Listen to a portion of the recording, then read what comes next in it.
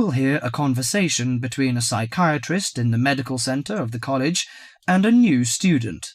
First, you have some time to look at questions 1 to 4.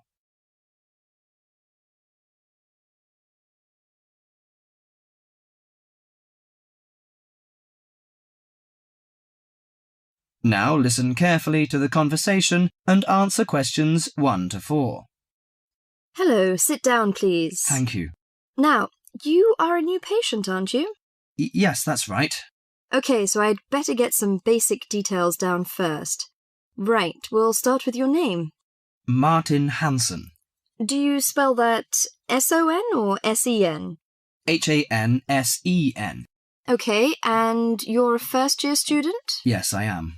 Study in? Electronics, actually. I hope you enjoy it. Thanks. And your address?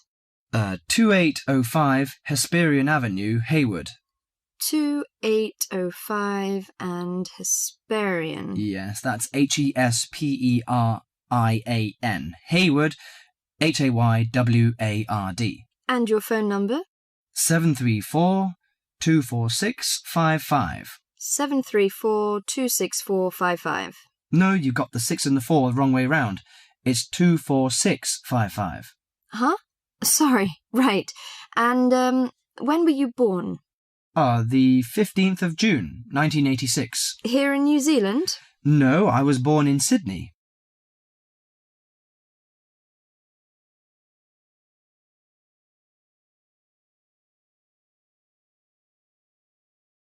Before you hear the rest of the conversation, you have some time to look at questions 5 to 10.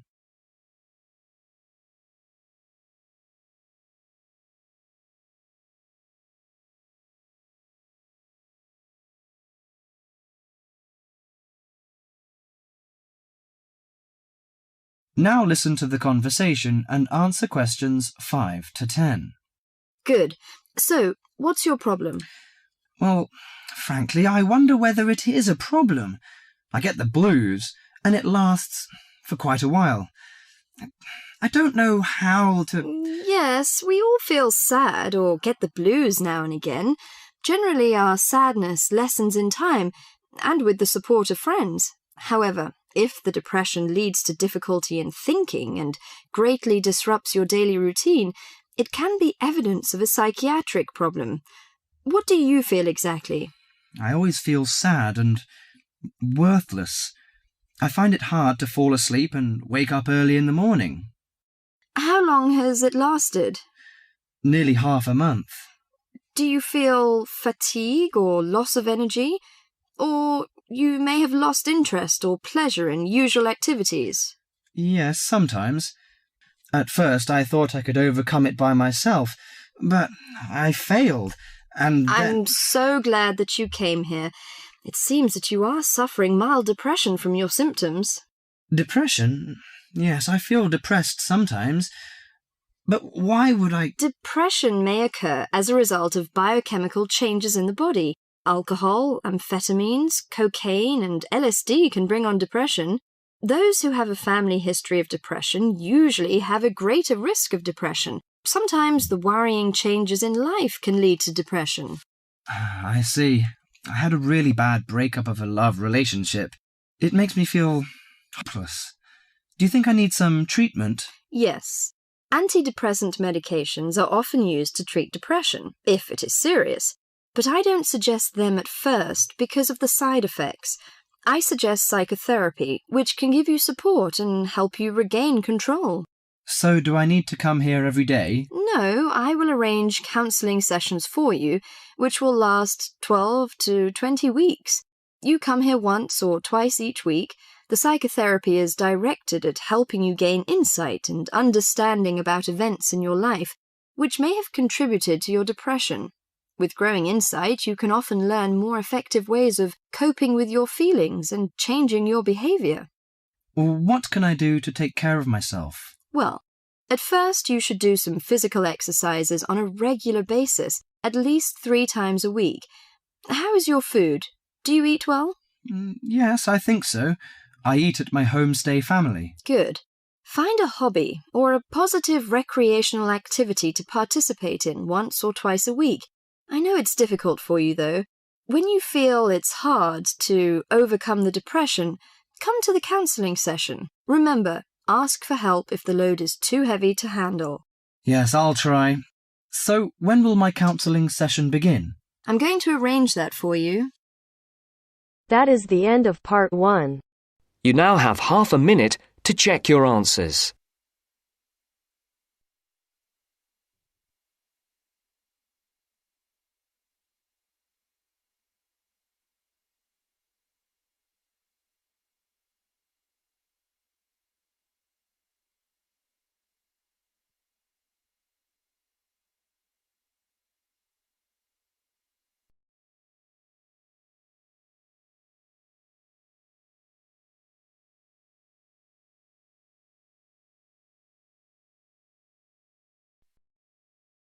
Now turns to part 2. Part 2. You will hear a recorded message giving information about an area where tourists can visit to taste local food. First, you will have some time to look at questions 11 to 13.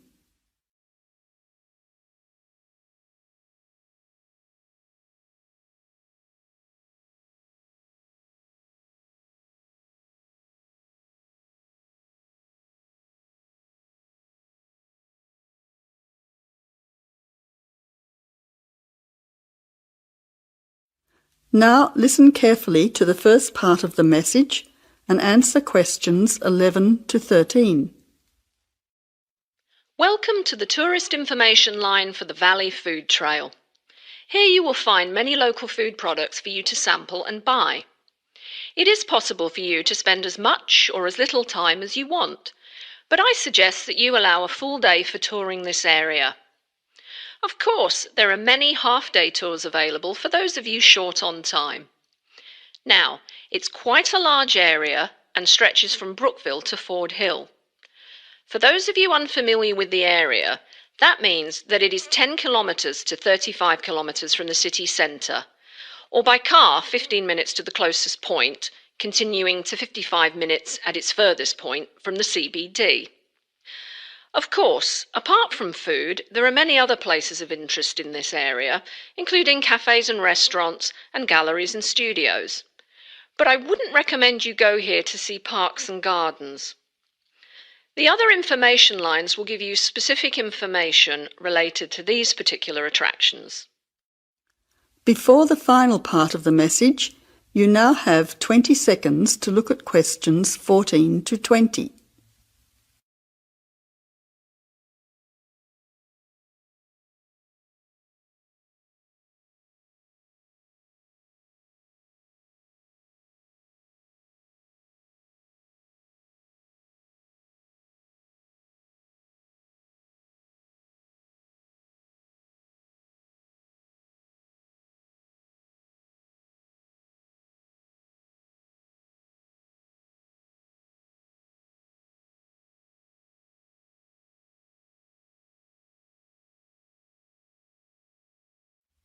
Now answer questions 14 to 20. But let's go back to food. If we begin in Brookville and head north towards Upper Valley in a clockwise direction, passing West Valley on West Road, we cross over Coast Road to come to our first place of interest, Magic Coffee. This is not to be confused with the Coffee House, situated opposite on the other side of the valley on the railway line. Magic Coffee is next to the Chocolate Company, which is on the corner. Just past the ice cream shop on the corner of John Street is the Fresh Produce shop. A little further north, we have reached Ford Hill, where we can start our drive southwards along Great Northern Highway following the railway line. First, we come to the organic market near the corner of Memorial Avenue, and then to Olive Farm opposite Olive Road. Just before we come to the next street crossing, we see the Honey Pot, which is practically opposite the coffee house. There is another chocolate company which sells nougat as well, just nearby. Following the railway line along Great Northern Highway, we return back to Brookville. Now, as I have said previously, if you only have a few hours to spare, there are several places that you shouldn't miss. The two chocolate places make equally nice chocolate, but the factory has the added bonus of nougat, unlike the company. Of course, everyone loves ice cream, especially unusual flavours such as coffee and nougat, so the ice creamery is definitely worth a visit. And while the coffee house sells expertly made hot drinks, including hot chocolate, I think your time would be better spent sampling the many products on offer at the organic market. Well, I hope you enjoy your time visiting the Valley Food Trail and enjoy all the wonderful local foods on offer.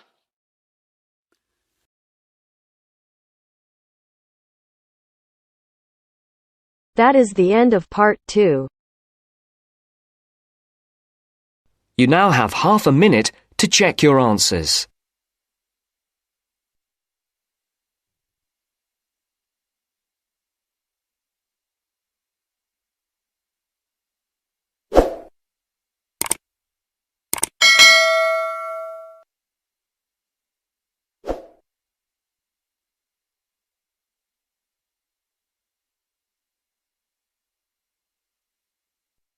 Now turns to part 3.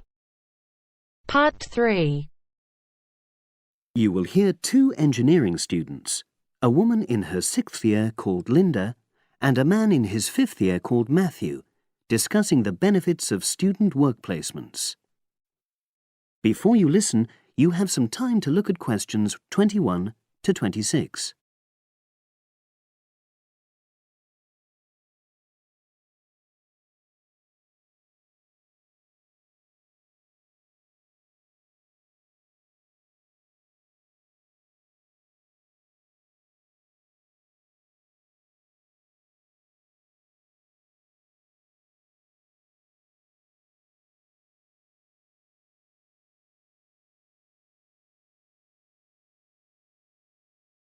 Now listen and answer questions 21 to 26.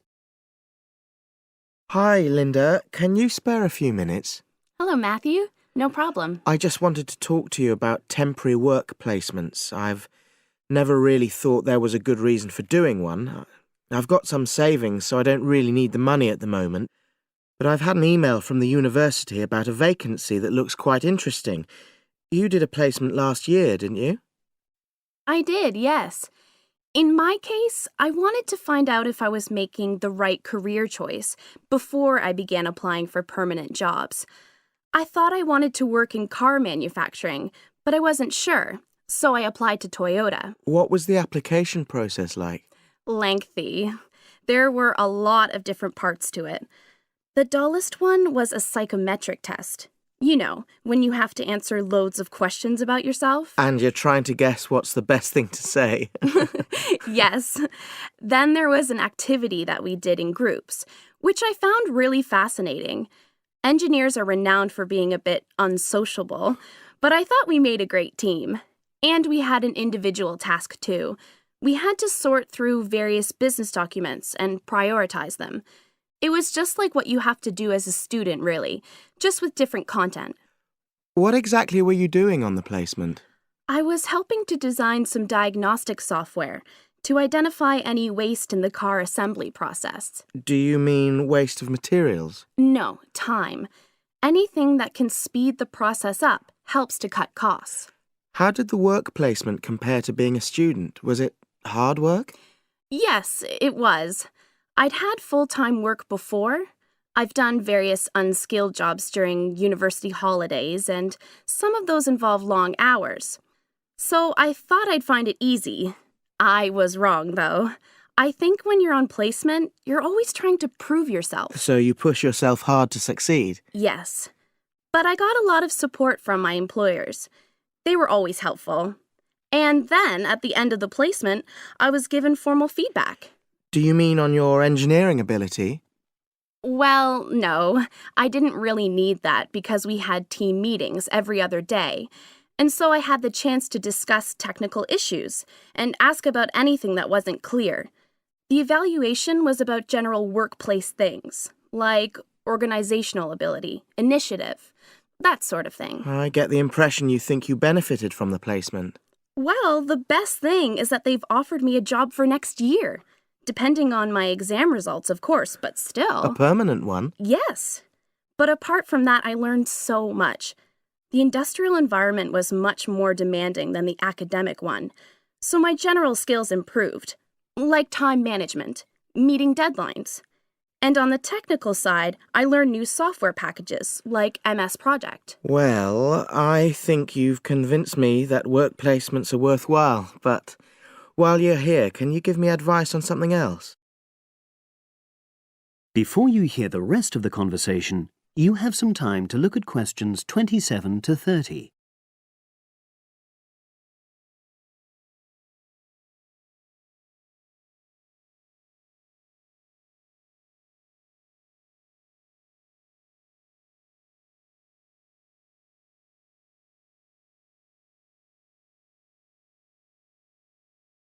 Now listen and answer questions 27 to 30.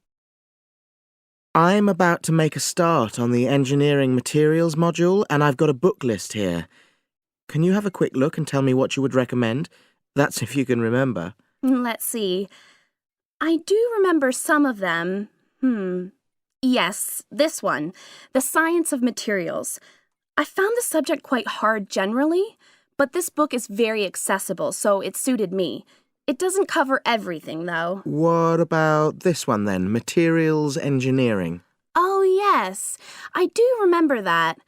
But it's a bit out of date now, isn't it? Unless it's a new edition. I don't think so. But what I liked about it were the pictures. They really helped to understand the descriptions. It's useful just from that point of view. Let's see. What else? Oh, yes. That one there. Engineering Basics. I think out of all these, that's got the widest coverage. But I've looked at the contents page and it hardly mentions nanotechnology. Yes, you're right. The evolution of materials does, though. It's a recent publication, so it covers all the latest developments. It's a bit thin on the 1960s, though, and that decade was quite important. Well, it sounds as if they all complement each other in some ways. I don't suppose you can lend me...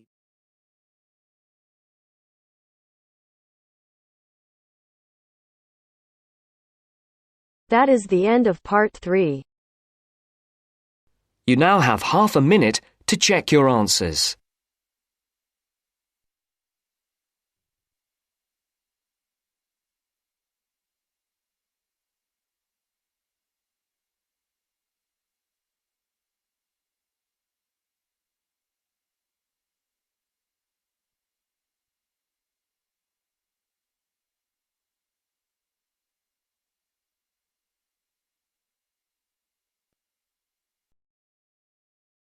Now turns to part 4. Part 4.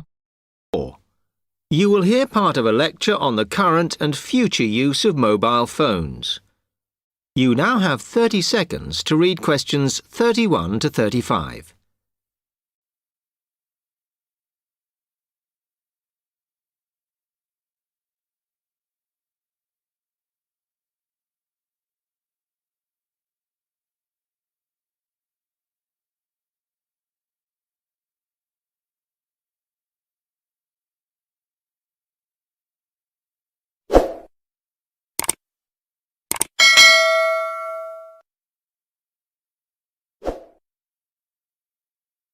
Okay, now today we're looking at changes in communication, and specifically changes that have just happened or are likely to happen in the next few years. Key to this is the mobile phone, which is increasingly being seen as an all-purpose system rather than just a phone. If you only use your phone for texting and making calls now, you will be amazed at how you'll be using it in the future. The technology has been developed for a range of other uses. For example, phones could be used so that if you are meeting someone and they get lost, you could send them a map of your location to help them. This will save all those complicated explanations over the phone and our poor friends or colleagues trying to drive and find out where they are at the same time. And if you get bored waiting, or if you're traveling, for example, you will soon be able to see TV news on your phone as it is actually being broadcast. This means that you won't have to miss any of your favorites if you were away for a few days. Most people have got used to texting now, and young people send pictures to each other. But what is exciting is the possibility of putting music with them before you send them. And it's not all frivolous. Phones are going to become even more critical in business and education. Some recent developments have a highly practical usage. So, for example, as lecturers, we will be able to send everybody a text to let them know if lectures have been cancelled.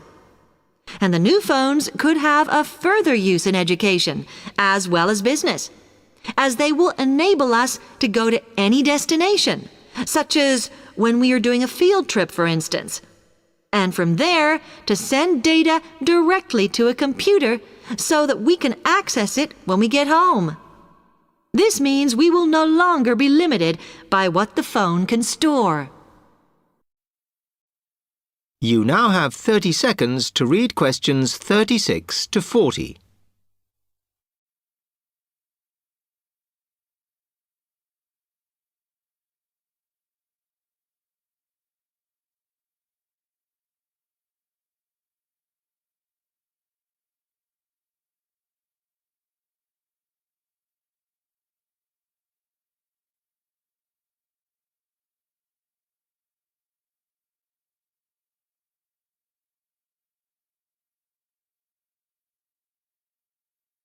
And it's interesting to look at the different ways that men and women use phones now, as that does affect how the technology will develop.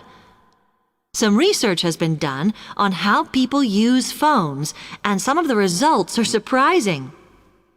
One of the increasing usages of mobile phones is to get all sorts of data, such as phone numbers, the weather, train times, etc. And while there's been an attempt to set up connections with things that women might be interested in accessing, it is overwhelmingly men who do this. But what about the traditional use of a phone? To speak to people?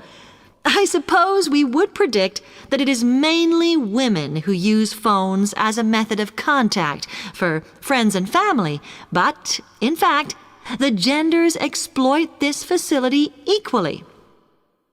I've spoken about the increased business usages that phones will offer, and I suppose we would associate this usage with men. The survey picked up, though, that women are often working from home or catching up with work in the evenings, so they use phones in this way as much as men do. Most of us are aware we can store photos on our phones. It's an ideal method of capturing a moment wherever you are. Women tend to be the group that keep photos on their phones, but it seems that men use their phones to actually take pictures much more than women do. And of course, all this knowledge affects the marketing that the companies will do in order to sell the